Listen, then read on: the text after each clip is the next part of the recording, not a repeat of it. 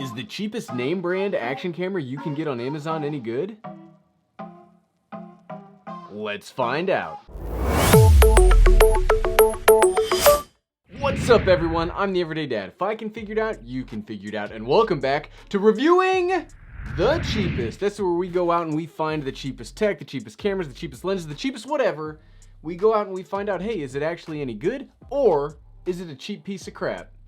We're gonna find that out today. So if you remember a few weeks ago, we checked out the cheapest spy camera you could get on Amazon. And a lot of you guys were like, man, that looks just like the Polaroid Cube. So you know what I did? I gotta say Polaroid Cube Plus to check out. So what we do here on Reviewing the Cheapest, we're gonna try to find out three things. One, what comes in the box. Two, does it do what it says it does in the box? And then three, we're gonna take it outside and put it through the crucible. And by crucible, I mean my backyard, because my backyard is a danger zone that destroys all sorts of stuff. And it's been snowing, so it's probably going to be even rougher on the tech than it normally is. And if it gets through all that, we will make a determination on whether you should get this or not. And if it survives the crucible, we'll give it away tonight at our live stream at 8 p.m. Eastern, and we'll go from there. So let's crack this thing open. I do want to say thanks to my buddy Jim Hightower from Help at Home, link to his channel in the description. For the channel's 2-year birthday, which was actually this Wednesday, he sent us a box opener for Reviewing the Cheapest, which I, left downstairs before we started this. But thanks, Jim. I really do appreciate it. And if you guys like cooking videos, you should definitely go check out Help at Home. He makes some really great content.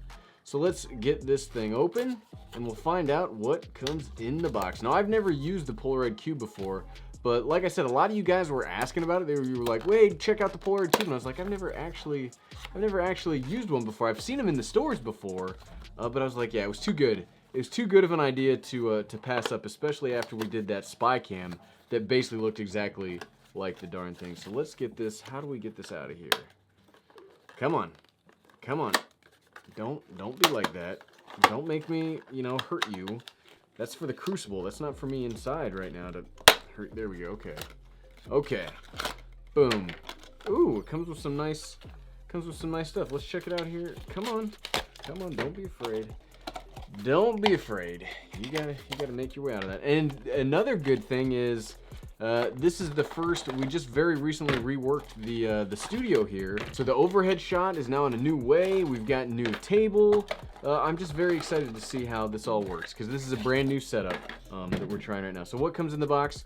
We get a nice little rubber case. That's pretty cool.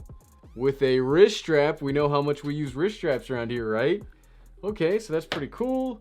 The camera we'll check out in a second. That stuff doesn't look important. A carabiner. I really like carabiners. So if you can see my keys here, I always have a carabiner on all of my stuff. You never know when you have to climb somewhere, right? I mean, you could have to rappel from some kind of high building, and what are you gonna do if you don't have a carabiner? This is not a weight-bearing carabiner, by the way, so don't use this to climb. It comes with a USB cable. Pretty functional. And it even comes with an SD card from Polaroid. Polaroid, thank you for including some recording media in there. If only all camera manufacturers did that. Okay, and then the camera itself. I don't know what that thing's for. So this, if you guys have ever seen a GoPro Session, I mean, this is basically the exact same thing as a GoPro Session. Now, frankly, I don't know who came first, the Polaroid Cube or the Session, but they both look pretty darn similar. So that's everything. What does this do? What does this on the back do? Do we open this? Is this the battery? Hold on. Let's see what this thing does. Okay, is that the battery? Oh no, that's the charging stuff. So on the back of the camera looks like the SD card slot, the 720p to 1080p switch. Let's switch that to 1080p because 720p is out if you didn't know. Okay, so we got that. We got the charging port. Okay, let's pop in this SD card and let's see if it's got any juice. I like how it has a physical button on there because, of course, just like on the Session, when you have a camera like this, you're never going to really be able to change the settings from it. You're never going to have an easy time changing the settings from it. So just putting a physical dial on there saying, hey, here's 1080p, here's 720. That's pretty good. That's a pretty good idea. Now let's see what the Polaroid Cube Plus says it can do. So it says it has 1080p, 720p HD videos. It can do 6 megapixel still pictures. Woo! 124 degree wide angle lens, which is pretty darn wide when you consider the Osmo Pocket over here is what, like 80 degrees? So that's a pretty wide field of view. IPX4 splash proof and shock proof. Now what that means is it's not splash proof. 4 is what? Here's what 4 means. Ding. But like IPX would be like it's dust proof, so it's not dust proof. It's not rated for dust proof. 4 is the liquid resistance. And I think 6 is waterproof, right? So here's what it actually is. Okay, so it's magnetic and stackable. That must be what this is. That must be what this little part is right here. You're able to stack them magnetically on top of each other.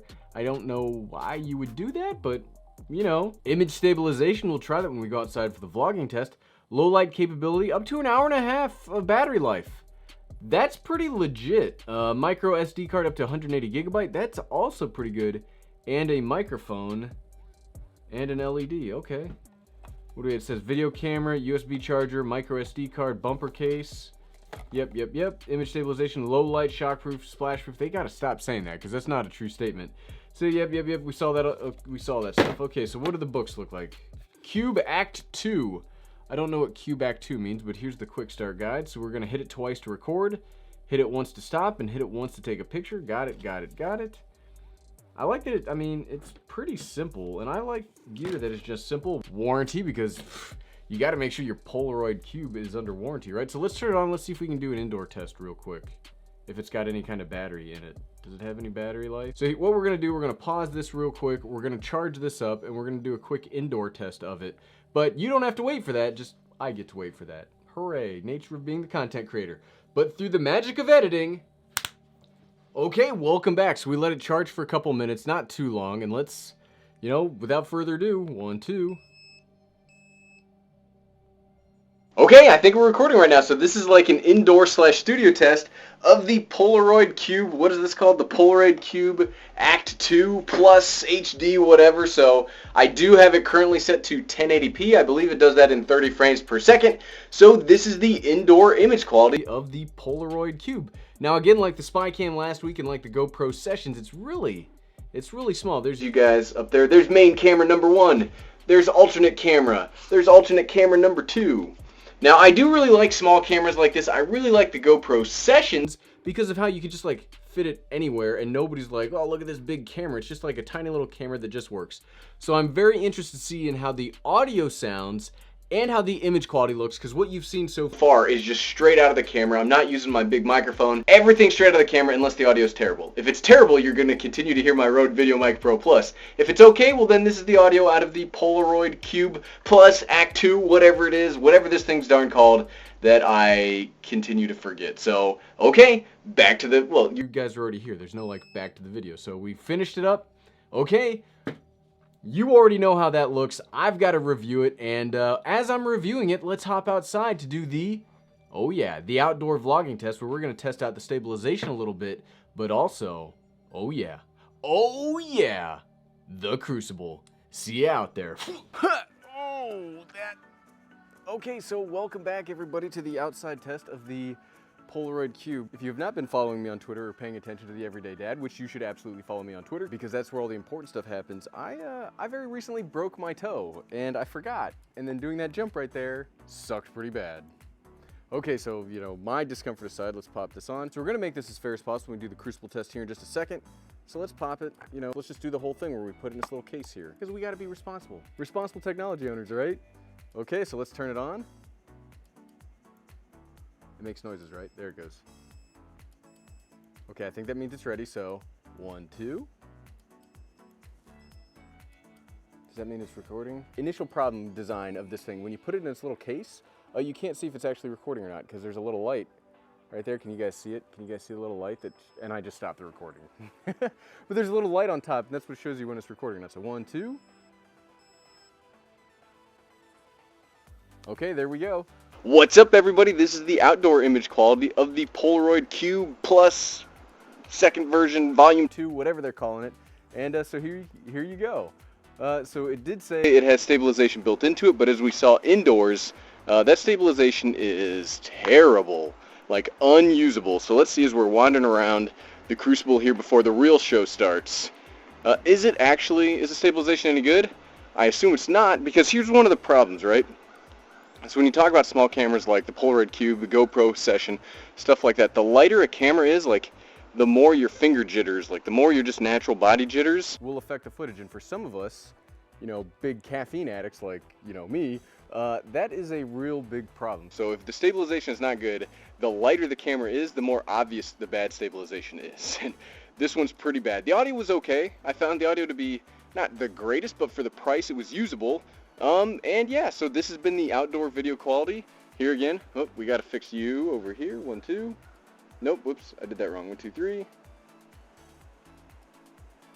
Here's backup camera Osmo Pocket.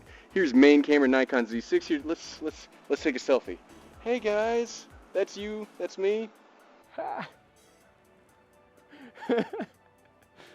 I enjoy doing this way too much sometimes, but okay, that's the video quality, that's the image, that's the audio, that's everything. Let's hop back to the video. We're not going to do any hopping because my toe's broken. We learned our lesson on that earlier. Okay, so again, you guys already know what that footage looks like. I've got to go hop inside, review it, and then we'll try out the most important part, which, you know, is the most fun for me, even though it...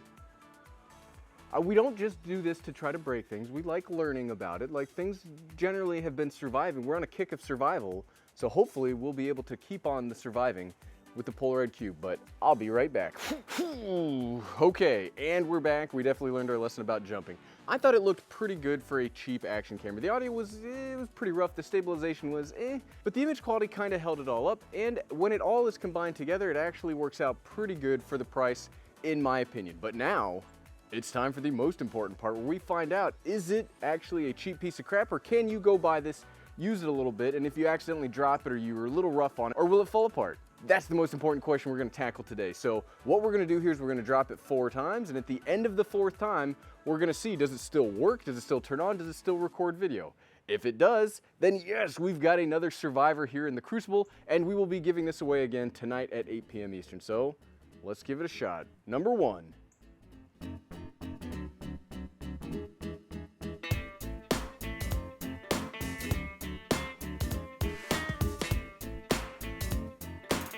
Was super anticlimactic. So like last week we did the cheapest 4K action and it had a case and it survived, and I'm pretty sure what's about to happen is this little case right here is gonna save this thing, because that first drop didn't sound exciting at all. Number 2. What I'm liking about it so far is it's also not going too far, because I don't want to walk because, you know, my toe's broken. So number 2, number 3.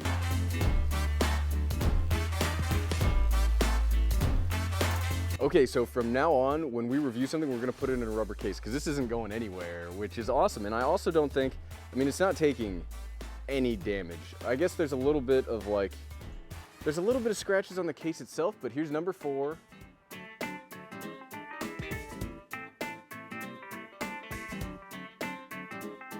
Okay, so 4 drops. Okay, so let's see what we got here. I don't see any big damage.